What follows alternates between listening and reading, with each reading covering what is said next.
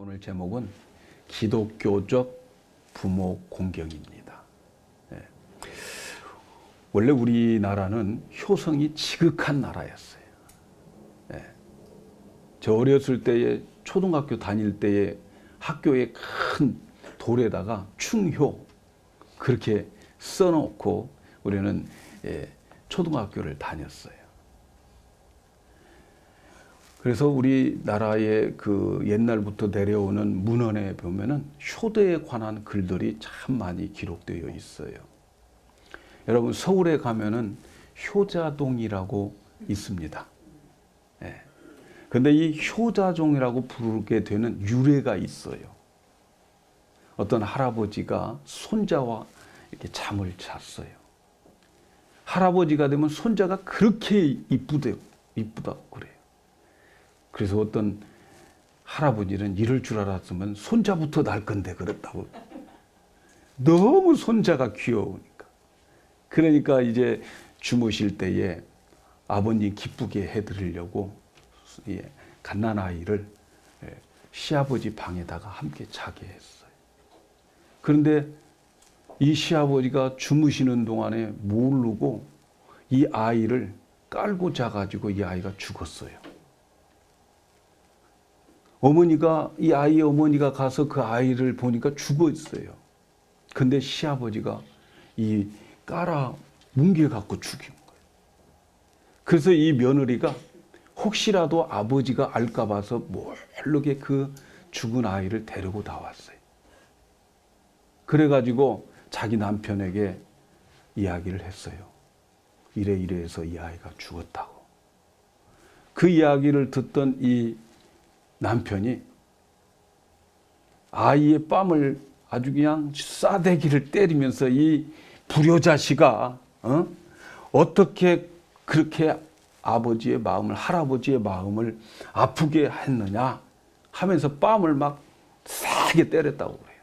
그런데요, 그 뺨 맞고 그 아이가 살아났어요. 그리고 그 이야기가 임금님에게 들어갔어요. 그래서 그 임금님이 그 마을을 효자동이다. 그렇게 이름을 지어서 지금도 효자동. 자식들이 말 안 들으면 효자동으로 다 이사 가면 될까. 이렇게 우리 조상들은 참 기독교가 오기 전부터 부모 공경하는 데에 굉장히 효가 많은 나라, 민족이었어요. 이 세상의 모든 종교는 다 부모 공경하라고 가르칩니다. 이 세상의 모든 사람들은 다 부모 공경해야 된 줄로 알고 있죠. 부모님의 그 사랑을 끊임없이 받고 있어요. 이 세상에서 가장 큰 사랑, 가장 깊은 사랑을 받고도 배신하면 인간의 도리가 아니기 때문에 그래서 부모 공경하라고 그러는 거예요. 부모님께 효도하라고 그러는 거예요. 그러나 여러분, 우리 기독교의 부모 공경은 이런 윤리나 도덕적인 종교적인 차원을 넘어서 부모를 공경하는 거예요. 이보다 더 높은 영적이고 신앙적인 차원에서 부모를 공경해야 되는 겁니다. 오늘 우리가 읽은 말씀에 보면 기독교적 부모 공경을 말씀하고 있어요.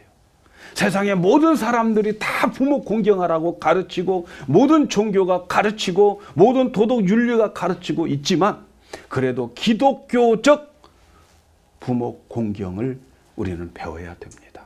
오늘 말씀 첫째 보면 주 안에서 부모를 공경하라 그렇게 말씀합니다. 주 안에서 자녀들아 주 안에서 부모를 공경하라. 주 안에서 순종하라. 이 말씀은요.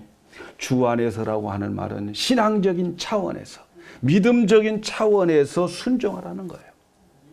우리가 부모님을 공경하는 동기가 단지 부모님의 사랑 때문에 우리가 부모를 공경하는 것이 아니고 이것보다 더 높은 차원에서 부모를 공경해야 되는데 그것은 부모 공경하라고 하는 이 말씀을 하나님이 명령하셨기 때문에 부모를 공경해야 된다는 거예요. 그래서 신명기 5장 16절에 보면 너는 너희 하나님 여호와의 명한 대로 내 부모를 공경하라. 그리하면 너희 하나님 여호와가 내게 준 땅에서 내가 생명이 길고 복을 누리리라. 하나님의 명령한 대로 부모를 공경한다. 하나님의 명령했기 때문에 부모를 공경해야 된다 하는 그런 말씀이에요. 하나님은 우리에게 너 부모 좀 공경해 주겠니? 그렇게 부탁하시는 것이 아니고 하나님께서 명령하셨다는 거예요. 명령. 예. 명령은 어기면 돼요, 안 돼요? 안 돼요. 하나님이 너희 부모 좀 불쌍히 여겨서 좀 공경해 주어 좀 부탁한다. 그게 아니라는 거예요. 이건 명령이에요. 이건 하나님의 계명이에요. 그래서 하나님의 계명을 받아서 순종하고 공경하여야 된다는 거예요. 이러한 신앙을 기초로 해서 부모를 공경하는 것이 기독교 부모의 공경입니다. 그 하나님께서 우리에게 계명을 많이 주시죠. 그 계명을 주실 때에 하나님께서 꼭 그런 말씀을 하셨어요. 너희의 행복을 위하여 이 말씀을 지켜라 그랬어요. 여러분, 하나님의 계명 속에 행복이 있습니다. 하나님의 계명을 우리에게 주신 것은 우리에게 행복을 주시기 위한 거예요. 그 계명 속에 하나님의 깊은 사랑이 있고 그 계명 속에 하나님의 그 약속이 있고 그 계명 때문에 하나님이 우리를 축복해 주시려고 우리에게 계명을 주시고 명령하시는 거예요. 예? 여러분, 우리는 그걸 잊어버리면 안 돼요. 하나님이 우리에게 계명 주시고 명령 주시는 것은 우리에게 짐되라고 주시는 게 아니고 내가 너희를 사랑하기 때문에 내가 너희에게 복 주고 싶어서 공의의 하나님이 복 받을 근거가 있어야 복을 주시니까 명령이라도 해가지고 복 주시려고 하는 하나님임을 믿습니까, 여러분? 예? 명령해가지고 그거 지키면 복 주시려고 행복하게 하려고 하나님 우리에게 이렇게 명령하시고 계명을 주신다는 말씀입니다. 그래서 우리는 이것을 믿고 순종하라는 거예요. 하나님의 엄한 명령이기 때문에 순종하고 그 명령 속에 우리의 행복이 있고 우리에게 축복이 있고 약속이 있기 때문에 우리는 부모를 공경해야 된다는 거예요. 부모님이 나를 사랑하기 때문에 공경하는 거 아니라 그것보다는 하나 더 높은 차원에서 하나님의 명령이기 때문에 부모를 공경해야 된다는 거예요. 구약 성경에 보면요, 하나님께 큰 벌을 받는 것은 제일 큰 벌은 하나님에 대한 죄를 지었을 때 큰 벌을 받습니다. 그 다음 두 번째 큰 벌은 부모에게 불효했을 때, 부모에게 불효했을 때의 벌을 받아요. 그래서 성경에 보면 신명기 27장 16절에 보면 그 부모를 경홀히 여기는 자, 부모를 가볍게 여기는 자는 저주를 받을 것이라 할 것이요 모든 백성은 아멘 할지라. 자기 부모를 우습게 생각하는 사람들은 저주받을 것이다 이렇게 말씀하고요. 출애굽기 21장 17절에 보면 그 아비나 어미를 저주하는 자는 반드시 죽여버려라 그렇게 말씀하셨어요. 하나님에 대한 그 죄를 지으면은 죽임을 당하는 그런 벌을 받는데 그 다음에 무서운 벌이 뭐냐면은 부모님에 대한 불효할 때에 하나님은 그 다음 큰 벌을 죽이라는 거예요. 그리고 그 다음 큰 벌은 뭐냐면요, 안식일을 범했을 때에. 그래서 출애굽기 31장 14절에 보면 너희는 안식일을 지킬지니 이는 너희에게 성일이 됨이라.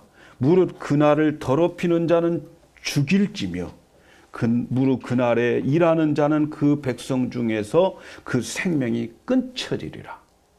하나님 앞에 안식일을 제대로 안 지키면 하나님이 그를 죽이라는 거예요. 안식일을 더럽히는 자는 죽이라 이렇게 말씀하죠.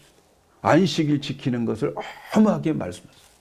그런데요, 이 안식일도 부모 공경하지 않고 안식일을 지키는 안식일은 하나님이 인정하지 않겠다는 거예요. 그래서 레위기 19장 3절에 보면 너희 각 사람은 부모를 경외하고 나의 안식일을 지켜라. 나는 너희 하나님 여호와니라. 너희 각 사람은 부모를 경외하고 안식일을 지키라는 거예요. 오늘 하나님 앞에 예배하는 여러분들, 만일에 부모님을 우습게 알고 이 자리에 있다면 이 예배 하나님이 안 받아주시. 네. 아멘 하세요. 회개하세요. 네. 그러니까 하나님에게 제일 큰 죄, 하나님께 지으면 제일 큰 벌을 받고 그 다음에 그와 맞먹는 벌이 부모에게 불효할 때에, 그리고 안식일을 범할 때. 그런데 이 안식일도 부모를 경외하는 자가 드려지는 안식일을 하나님은 받으신다는 거예요. 우리 기독교인들은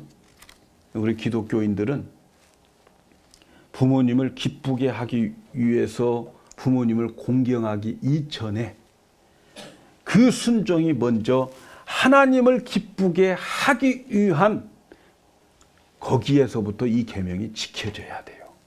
내가 부모님을 기쁘게 하기 위해서 부모님을 공경하는 것이 아니고 하나님을 기쁘게 하기 위해서 부모를 공경하는 것이 바로 기독교적 부모 공경임을 믿으시기 바랍니다. 그래서 우리가 부모님을 공경하면 우리 부모님이 기뻐하는 것보다 누가 더 기뻐하셔요? 하나님이 기뻐하신다는 것을 믿으시기 바랍니다. 이것이 기독교적 부모님을 공경하는 것입니다. 이것은 도덕적이고 윤리적인 차원에서 훨씬 더 높은 차원에서 하나님 앞에 예배하는 차원에서, 하나님을 공경하는 차원에서 순종하는 것이 기독교적 순종임을 믿으시기 바랍니다. 그 다음 두 번째는 우리가 이렇게 공경해야 할 기독교적 이유가 있어요. 예? 왜 이렇게 하나님께서는 우리 부모님을 공경하라고 하셨는가? 공경해야 할 기독교적 이유가 있어요. 이것은 도덕적이고 윤리적인 차원을 넘어서 영적인 깊은 뜻이 있음을 여러분 아시기를 바랍니다. 우리가 부모님을 공경해야 할 첫째 조건은 말이죠. 첫째 이유는 우리에게 육체를 주셨기 때문에 그래요. 우리의 몸을 주셨기 때문입니다. 여러분, 하나님께서 창조하실 때 보면은 보이는 우리 이 세상 것도 창조하셨지만 보이지 않는 영물도, 천사도 창조하셨어요. 예. 그런데 이 천사가 좋겠어요? 오늘 여러분 육체를 가진 우리가 좋겠어요? 예? 천사가 좋아요? 우리가 좋아요? 예? 우리가 좋아야 되는 거예요. 왜냐하면 천사는요, 영으로만 창조하셨어요. 영으로. 그래서 만질 수도 없어요. 그래서 아이고 사랑이 천사 같네 이러면은 좋아하지 마. 왜냐하면 천사보다 더 귀중하고 더 값진 게 우리 인간이니까. 아셨어요? 괜히 그냥 천사 같다고 하는데 입이 그냥 이만큼 찢어져 가지고 예, 기분 나빠해야 돼. 이 원리를 알면. 예. 근데 보세요. 이 하나님께서 천사를 만드는 이유는 이 히브리서 1장 14절에 보면 모든 천사는 부리는 영이에요. 하나님께서 말씀하실 때에 이 말씀을 이루는 능력자가 누구냐면 천사예요. 천사. 그래서 우리가 기도하면 천사들이 동원되는 거예요. 그런데 이렇게 천사들은 영만 가지고 있어요. 그래서 천사들에게는 영이 있기 때문에 영원히 존재해요. 그러나 그 천사에게는 하나님의 생명이 없어. 하나님의 생명은 그들에게 주는 게 아니에요. 하나님의 생명은 그들에게 줄 수가 없어요. 그래서 천사들은 우리 육체를 가진 인간을 너무너무 부러워합니다. 예? 너무너무 부러워해요. 인간을 부러워해. 왜 인간을 부러워합니까? 육체를 가지고 있다는 것 때문에 그래요. 예? 하나님은 육체를 가지고 있는 이 우리에게, 인간에게 하나님께서 그 성령을 그 안에 넣어 주셔가지고 성령 하나님으로 오셔가지고 육체 속에 오셔가지고 우리를 하나님의 생명으로 거듭난 사람으로 만들어요. 그래서 그 하나님의 거듭난 사람으로 만들어가지고 그 하나님의 생명을 가진 아들로 자녀들로 우리를 만들어서 영원히 썩지 않고 쇠하지 않고 변하지 않는 하늘의 기업을 육체를 가진 우리에게만 주시는 거예요.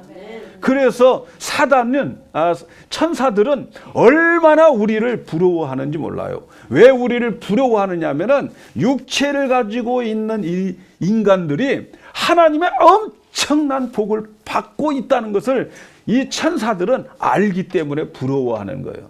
그러니까 여러분 천사 부러워할 필요 없어요. 그런데 중요한 것은 뭐냐면 하나님께서 우리에게 육체로 되어진 자들에게 사도행전에 보면은 내가 그 육체에게 말세에 물 붓듯 내 영을 부어주시겠다고 그랬어요. 육체에. 그래서 사도행전 2장 17절에 보면 하나님이 가라사대 말세에 내가 내 영을 모든 육체에게 부어주신다. 이렇게 말씀하셨어요. 그러니까 하나님은 말세에 성령을 우리에게 부어주시고 우리는 성령이 우리 안에 성령 하나님이 우리 안에 계시는 성전으로 살다가 하나님 앞에 섰을 때는 영원한 기업을 받게 된다는 거예요. 이런 기업을 받을 수 있는 것은 육체를 가진 자만 기업으로 받아요. 그 육체를 가져야 되는데 이 육체를 누가 주셨어요?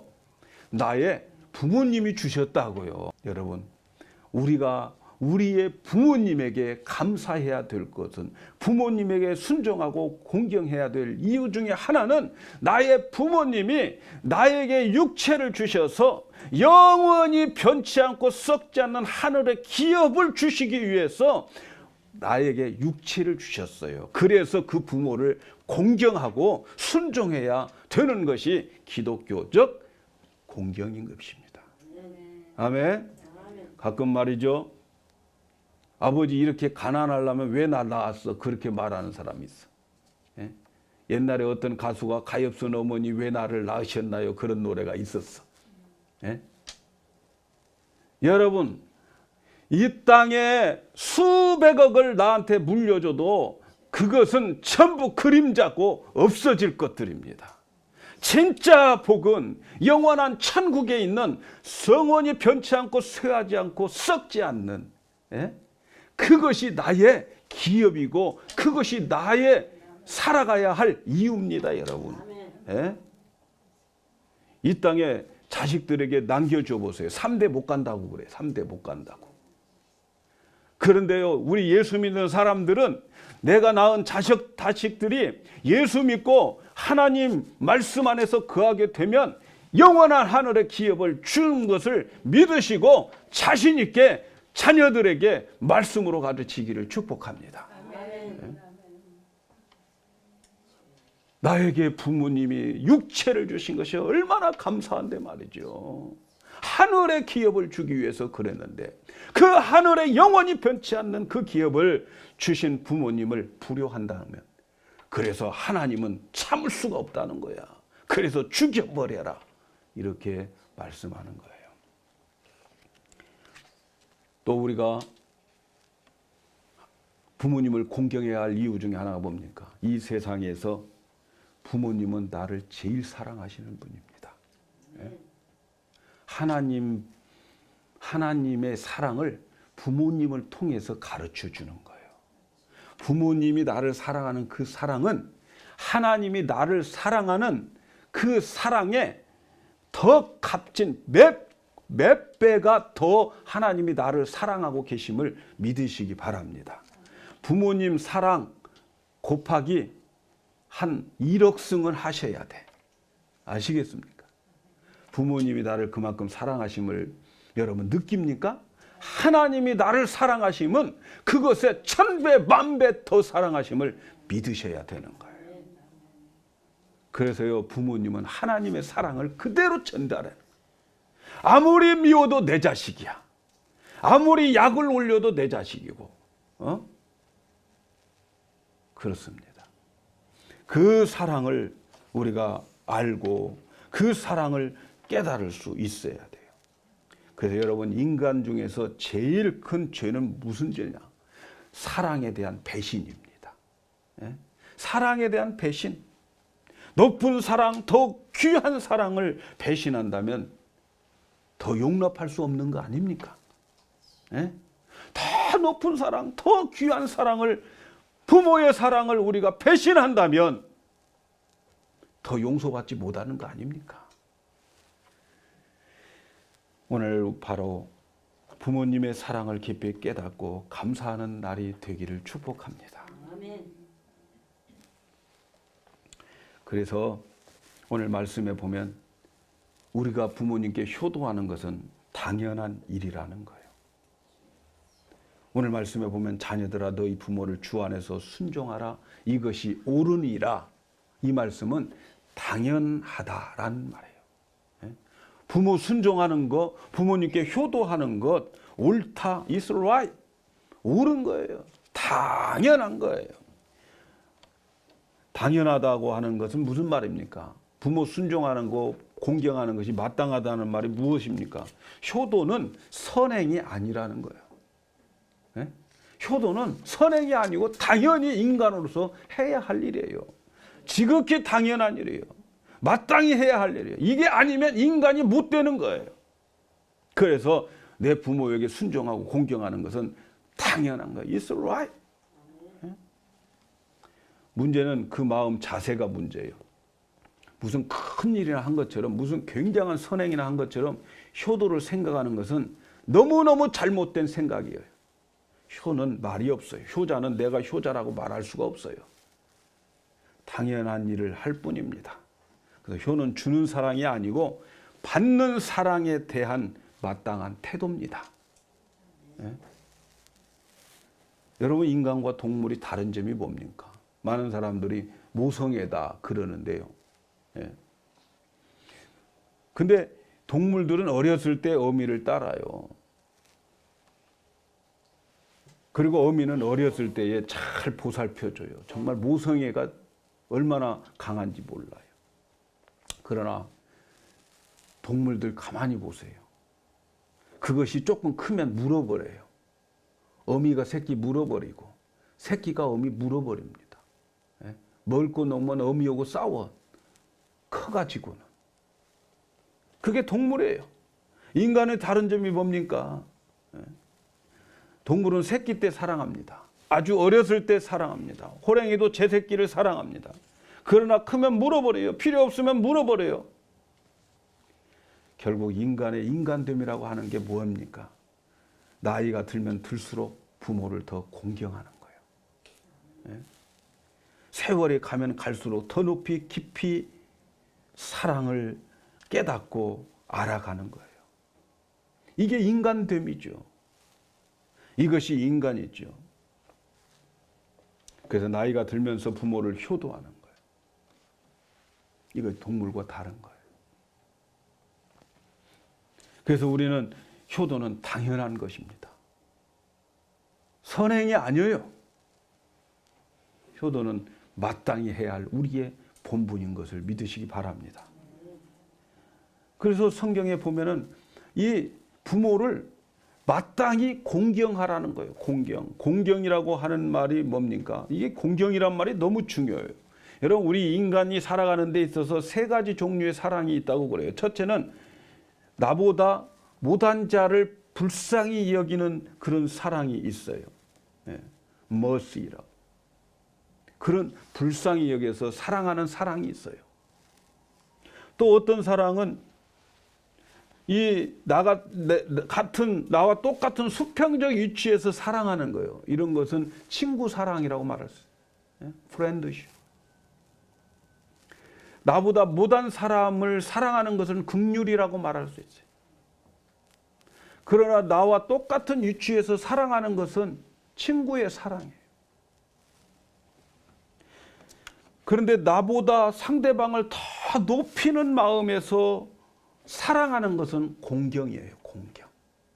상대방을 높여가지고 사랑하는 것이 공경이라고요. 우리가 부모님을 공경해야 할 것은 바로 이 높여가지고 존경하고 사랑하는 그 사랑을 해야 될 줄로 믿습니다. 상대방을 높이는 마음, 존경하는 마음, 그런 걸로 부모님을 사랑해야 돼요. 여러분, 부모를 공경해야 됩니다.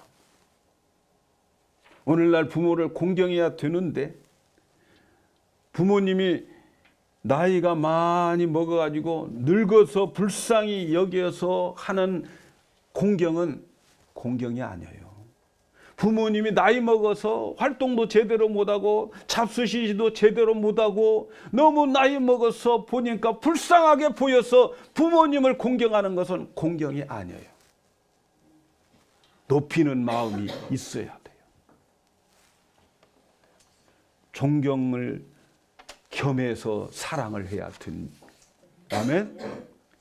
그렇게 부모님을 공경하시기를 축복합니다. 아멘. 자, 그러면 공경해야 되겠죠. 어떻게 공경해야 될까? 제가 몇 가지만 말씀드릴게요. 첫째는 나의 부모님을 자랑스럽게 여기십시오. 소중하게 여기셔야 돼요. 나를 낳아주신 부모를 귀하게 여겨주셔야 되고 감사하는 마음이 있어야 돼요. 어느 곳에 있든지 나는 아무개 아들입니다라고 자랑스럽게 말할 수 있어야 되는 거예요. 그게 부모님을 공경하는 거예요. 부모님을 부끄럽게 생각하는 것은 부모를 공경하는 게 아니에요.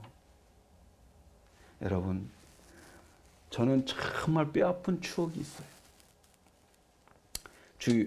국민학교 다닐 때, 초등학교 다닐 때는, 제가 초등학교 다닐 때는 어머니 날이라고 있었어요. 5월 8일이라고. 지금도 있겠죠. 그때는 이 학교에서 공부 안 하고 그날은 행사를 해요. 어머니들 다 모시고 와가지고 다 장기 자랑을 하는 거예요. 근데요, 그 장기 자랑을 해서 앞에 나와서 노래하면 무조건 상품 줬어요. 노트 줬어요. 노트도 제대로 살 수 없는 그런 형편이었어요. 우리 어머니는 나보고 야, 가서 앞에 나가서 우리 노래하자 그러더라고요. 근데 저는요, 싫다고 그랬어요. 안 했어. 왜냐하면 부끄러워서. 뭐가 부끄러웠느냐? 친구 어머니들은 전부 저렇게 우리 지목사님처럼 이쁘게 파마하고 다녀요. 근데 우리 어머니는 비녀 끼고 다녀요. 나이도 사실은 더 젊은데. 그게 너무 창피해. 근데 우리 어머니는 가서 노래하자고. 노래하면 상품 주니까. 저 안 했어요. 왜냐하면 어머니가 부끄러워서.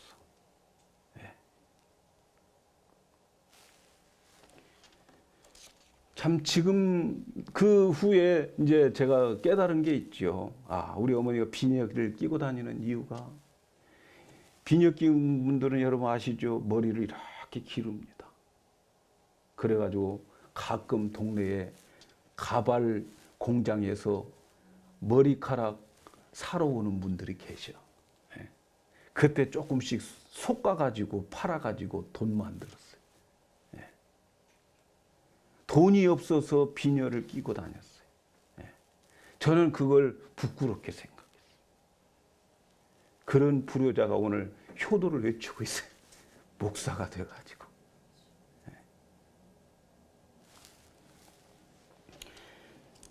자기 부모를 자랑스럽게 생각해야 돼요. 이 세상에서 나를 가장 사랑하는 부모, 그분은 나의 부모예요. 나를 만들어주시고 나를 위해서 희생하신 부모님의 그 사랑에 대해서 감격하고 감사하고 나는 누구의 자식입니다라고 말할 수 있을 때 그 사람은 부모를 공경할 수 있는 사람입니다. 두 번째는 부모님이 우리에게 꼭 필요한 분이라고 인정해 드리시기를 바랍니다. 이것이 부모님을 공경하는 길이에요. 부모님의 가치, 부모님의 능력을 인정해 드려야 돼요. 부모님이 계심으로 제가 든든합니다. 그래서 부모님, 절대로 부모님은 너싱홈에 못 갑니다. 저하고 같이 계셔야 됩니다. 부모님이 계심으로 제가 든든합니다. 여러분, 저는 우리 부모님이 너무 감사한 게 가끔 시골에 가면은 장로님 집사님들이 저한테 말씀을 해 주셔요. 자네 어머니는 제일 강대상 밑에 와가지고 제일 오래 기도하신다고.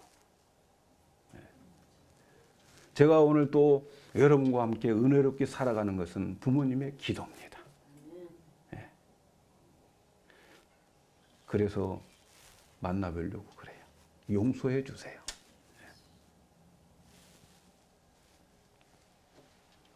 비록 늙으신 부모님이라 할지라도 귀찮아하지 마시고 귀한 분으로 여겨야 돼요.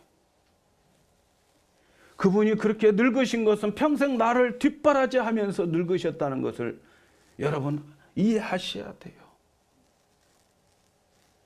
나를 위해서 고생하는 것 마다하지 않고 다 진자리 마른 자리 다 갈아 누이시면서 그렇게 하셨던 부모님이에요. 만약 부모님이 아들 집에 가도 반가워하지 않고 딸네 집에 가도 반가워하지 않고 그렇다면 말이죠. 얼마나 부모가 서럽겠습니까, 여러분? 이 세상에서 나를 가장 사랑하는 부모. 그분은 나의 부모예요.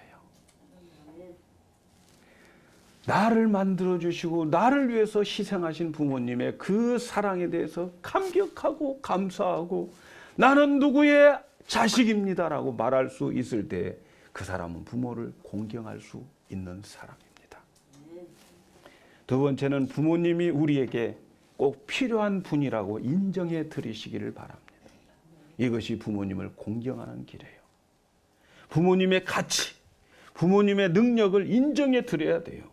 부모님이 계심으로 제가 든든합니다.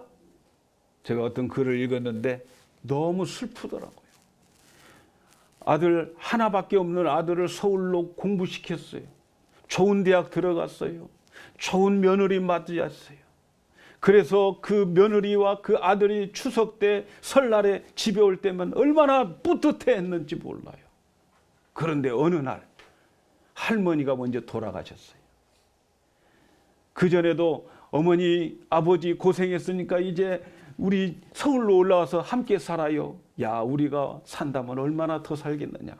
그런데 할머니가 먼저 가시고 난 다음에 아들 며느리가 그렇게 같이 살자고 하는데 그래서 다 정리했어요. 산도 정리하고 밭도 정리하고 논도 정리하고 그래서 37평에서 40몇 평으로 그렇게 해서 올라갔어요.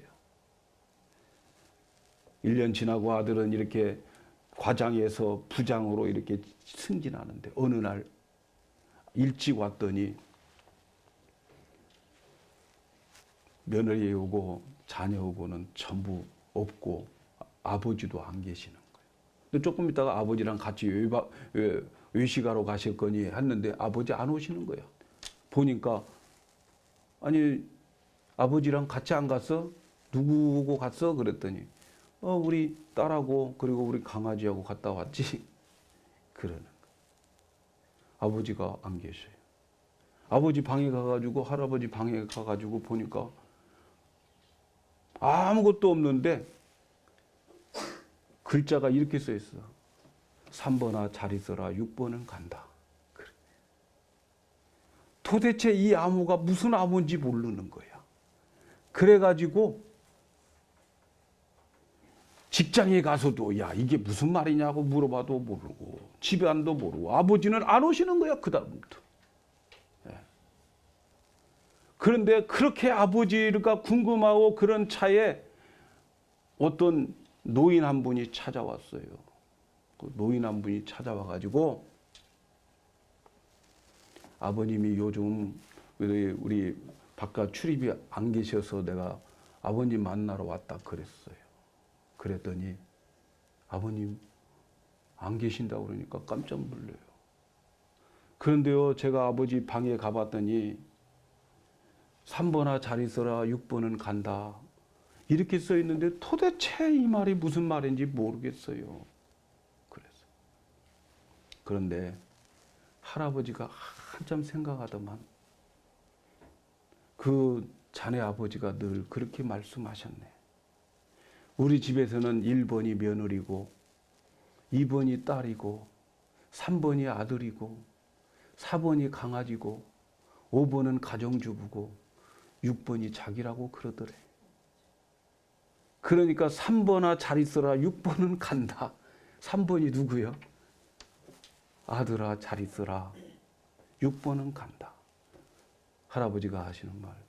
자네 아버지 다 팔고 서울서 잘 사는 줄 알고 서울에 왔는데, 그런데 자네 아버지는 부끄러워서 고향은 못 간다고 그랬네. 그러니 우리는 서울역 지하철에 가서 한번 아버지를 찾아보세요. 좀 슬픈 이야기 아니에요? 슬픈 이야기예요. 오늘 우리는 부모님을 부모로 높여주고 필요한 분이라고 말씀을 해 주셔야 돼요. 우리가 부모 공경하려면 부모님 인정해 주십시오. 부모님이 6번으로 되어져 있으면 되겠습니까? 부모님이 1번으로 되어 있어야지. 세 번째, 부모를 공경하려면 형제들과 화목해야 되더라고요. 여러분, 아무리 돈 많이 갖다 줘도 형제들끼리 싸우는 부모는 평안하지 않아요. 기쁘하지 않습니다. 형제의 우애입니다. 형제의 불화처럼 부모의 마음을 아프게 하는 게 없더라고요. 내게는 좋지 못한 형제라 하더라도 나의 부모님에게는 귀중한 형제, 아들임을 여러분 믿으시기 바랍니다. 탕자가 돌아왔을 때 그 형은 탕자를 기쁘게 영접하지 않았을 때 아버지의 마음은 얼마나 슬펐는지 몰라요. 부모님에게 맛있는 음식을 대접하는 것보다, 용돈 많이 주는 것보다도 형제간의 화목이 부모를 더 공경하는 거예요. 부모님 앞에 화평케 하는 자가 되시기를 바랍니다. 여러분, 팔복 중에 화평케 하는 자는 복이 있나니 하나님의 아들이라 일컬음을 받을 것이요, 그렇게 말씀하셨어요. 화평케 하는 자, 부모님 앞에 그렇게 되십시오. 하나님도 화평케 하는 자는 너는 내 아들이야, 그런 것처럼 우리 형제 중에서 내가 손해보고 내가 화평하고 피스메이커로 살아가려고 할 때에 나의 부모님은 너는 진짜 내 자식이야, 그렇게 일컬음을 받게 될 줄로 믿습니다. 그리고요, 부모님 공경하려면 부모님께 돈 좀 드리세요. 용돈 좀 드리시기 바랍니다. 네. 아멘들 안 하시네. 나이 많으면 돈이 무슨 소용이 있냐고 하지 마세요. 나이 많을수록 돈 많이 필요합니다. 친구도 만나야 하고 대접도 해야 되고 손자 손녀들에게 용돈도 주어야 되고 말이죠. 예? 돈 좀 드리셔. 부모님은 돈이 있어야 어깨에 힘이 들어가요. 예. 그러니까 돈 벌어가지고 부모님에게 용돈 좀 주시기 바랍니다. 제가 어떤 글을 보니까요, 어떤 사람이 이렇게 질문했어요. 나는 23살에 결혼했어요. 시부모에게 잘 해드리고 싶은데 방법 좀 가르쳐 주세요. 딱 1번에 댓글이 뭐라고 나와 있느냐면 한 달에 100만 원씩 집어줘라. 그러면 부모님 좋아하실 것이다. 부모님들의 이제 좋아하는 그런 것들을 보면 1순위가 뭐니 해도 뭐니야. 부모님 제일 좋아하는 거 돈입니다. 그 다음 2순위가 뭔가 봤더니 건강식품이야. 건강식품. 이게. 그 다음 3순위는 뭐냐면 전자제품. 장수옥돌 침대, 뭐 이런 거. 이런 거 사다 드리시기 바래요. 예? 부모님이 근데 그 중에 제일은 현금이니라. 아멘. 돈 좀 드리세요. 이번에 어버이 주일 때 좀 돈 좀 갖다 드리시기를 바라겠어요. 그런데 말이죠. 하나님은 이것을 명령으로 하시면서 부모 공경하면 축복해 주신대요. 부모 공경하면 복을 주신다고 그랬어요. 신명기 5장 16절 너는 너의 하나님 여호와의 명한 대로 내 부모를 공경하라. 그리하면 너의 하나님 여호와가 내게 준 땅에서 내가 생명이 길고 복을 누리리라. 효도는 가정에서 장수하는 축복을 더해주고 모든 것을 형통의 복을 주시고 영적으로 육적으로 가정적으로 세계적으로 형통하게 만드는 것이 부모 공경입니다. 어느 나라든 부모 공경하면 잘 살게 되어 있어요. 행복하게 되어 있어요. 여러분 복 받기를 원하십니까? 부모 공경하셔야 돼요. 우리는 이러한 부모님을 공경하게 될 때에 나아가서 복을 받고 사회가 복을 받고 가정이 복을 받습니다. 우리는 복을 받아야 되겠어요. 예? 하늘의 아버지를 공경하고 땅의 부모님을 공경해서 그 이름을 높이고 그러면 잘 되고 땅에서 장수하여. 요즘 건강식품 좋아하는데 부모 공경하면 위생상 좋습니다. 예? 보약보다 좋은 게 하나님의 개런티한 게 부모 공경이에요. 오래 살기 위해서 운동하잖아요. 예? 내 아버지 내 어머니를 공경하라. 약속 있는 첫 계명이니 내가 잘되고 땅에서 장수하리라. 운동보다도 더 좋은 게 부모 공경입니다. 5월달은 한번 우리 부모님을 공경하는 그런 날이 되었어. 정말 지금까지 우리 부모님께 내가 섭섭하게 해드렸어도 오늘 내가 주님 앞에 나와서 이 말씀을 듣고 내가 부모님께 잘하겠습니다. 그동안 잘못했습니다. 앞으로는 더 잘하겠습니다. 이렇게 할 때에 부모님은요 다 잊어버립니다. 여러분은 과거 30년, 50년 지었던 모든 잘못도 부모님 다 잊어버려요. 그리고 또 기대하십니다. 할렐루야. 부모 공경함으로 여러분의 삶이 형통하고 땅에서도 건강한 축복이 있기를 주님의 이름으로 축원합니다.